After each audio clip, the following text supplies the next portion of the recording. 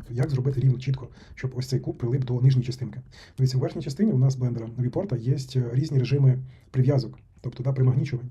В даному випадку у нас є можливість прив'язки до вертексів, еджів, там, по сітці, але вам потрібно саме фейси.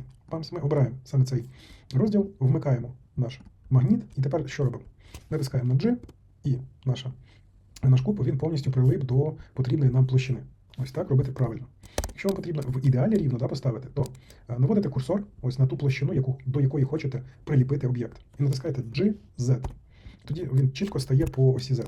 Можна перевірити це ось в ідеалі. Сподобалось відео, став лайк.